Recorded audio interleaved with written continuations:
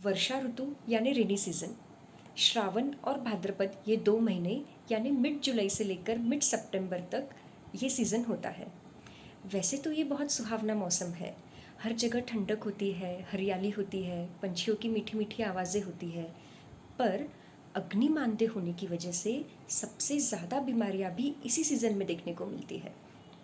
सर्दी, ज़ुकाम, बुखार, लूज़ मोशंस, अजीर्ण, पेट में गैसेस होना, पेट की बीमारियाँ होना, ये सभी इस सीज़न में बहुत कॉमन है।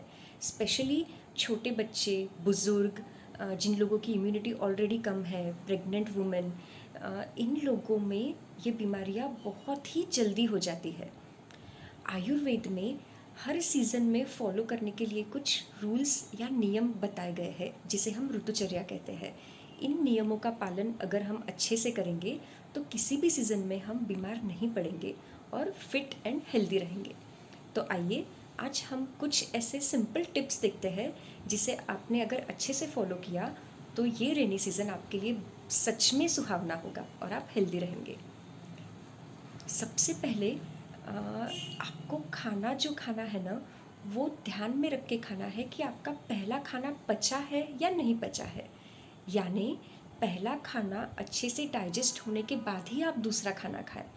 अब आप कहेंगे कि पहला खाना पच गया है, ये हम कैसे जानेंगे?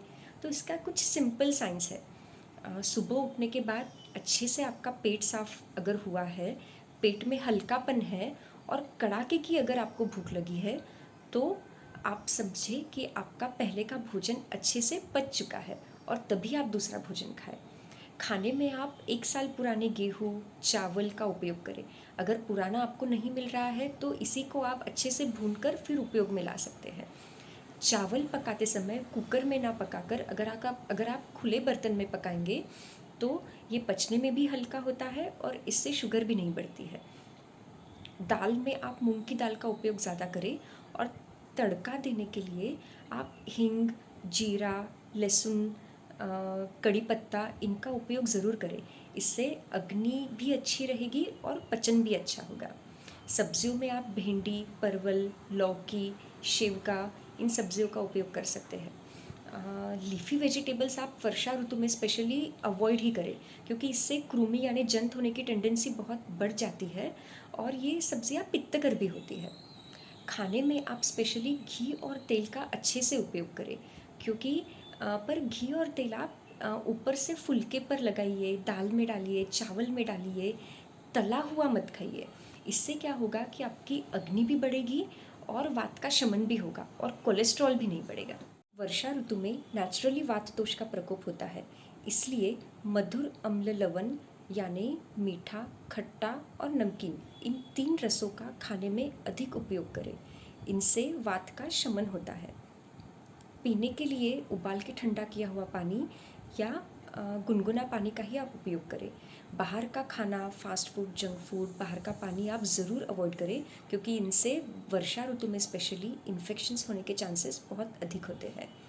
खाने के बाद मुखवास स्वरूप में आप जो देसी पान होता है जिसमें सौंफ, थोड़ी सुपारी, लौंग, इलायची, दालचीनी, थोड़ा आसमान तारा, गुलकंद डालकर जो बना के खाते हैं उसका उपयोग आप ज़रूर करें।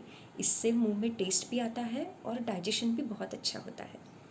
वर्षा ऋतु में उपवास को बहुत महत्व दिया गया है क्योंकि अग्निमांद्य होने के कारण नेचुरली इस सीज़न में अन्न की ज़रूरत हमारे शरीर को कम होती है और इसीलिए हमारी भारतीय संस्कृति में आपने नोटिस किया होगा कि श्रावण और भाद्रपद इन 2 महीने में व्रत वैकल्य और उपवास बहुत अधिक आए हुए हैं। इस इसे अगर हम सही मायने में उपवास करेंगे, लंघन स्वरूप में उपवास करेंगे तो हमें बहुत अच्छे से फ़ायदा होगा। अगर उपवास आप एक टाइम खाकर कर रहे हैं तो दोपहर का खाना खाइए और रात को लंघन कीजिए, और अगर दोनों टाइम का आप उपवास कर रहे हैं तो शहद पानी पीकर या फिर फ्रूट खाकर भी आप उपवास कर सकते हैं। उपवास में अगर आपने साबूदाना, बटाटा, आलू के वेफर्स या फिर हेवी कुछ खाकर, तला हुआ खाकर किया तो उससे फ़ायदा होने की बजाय नुकसान होने के चांसेस ज़्यादा होते हैं। तो उपवास ज़रूर सही तरीके से करिए। आयुर्वेद में नेचुरली जिस सीज़न में जिस दोष का प्रकोप होता है उसे कम करने के लिए या उस दोष का शमन करने के लिए कुछ पंचकर्म बताए गए हैं। वैसे ही वर्षा ऋतु में बस्ती नाम की चिकित्सा या पंचकर्म बताया गया हुआ है। हर साल वर्षा ऋतु में अगर 7 दिन हमने बस्ती चिकित्सा कर ली तो वात की बीमारियों से हम हमेशा बचे रहेंगे। इसमें हम क्या करते हैं, 7 दिन तक फुल बॉडी मसाज करते हैं औषधि सिद्ध तेलों से, फिर स्टीम देते हैं और औषधि सिद्ध तेल और काढ़े की हम बस्ती यानी मेडिकेटेड एनिमा देते हैं। इसे सभी ने ज़रूर करवाना चाहिए, इसका एक बार अनुभव ज़रूर लेना चाहिए। अब हम देखेंगे कि वर्षा ऋतु में हमें क्या अवॉइड करना चाहिए। वात को बढ़ाने वाली सभी चीज़ों से आप बचे रहिए, जैसे कटु तिक्त कषाय रस जो है यानी तीखा, कड़वा और कशैला, ये 3 रस वात का प्रकोप करते हैं, तो इन 3 रसों का सेवन ज़रूर कम करें। ठंडी चीज़ें न खाएं, बारिश में ना घूमें, नंगे पैर आप ठंडी मिट्टी में या फिर कीचड़ में ना घूमें, दिन में बिल्कुल भी ना सोए और अधिक परिश्रम से ज़रूर बचें। अपने एज के हिसाब से और कैपेसिटी के हिसाब से आप प्राणायाम ज़रूर करें और अर्धशक्ति व्यायाम भी ज़रूर करें। इस टॉपिक से रिलेटेड अगर आपकी कोई भी क्वेरीज़ है तो आप ज़रूर कमेंट बॉक्स में डालिए, हम उसका उत्तर देने की बिल्कुल कोशिश करेंगे। धन्यवाद।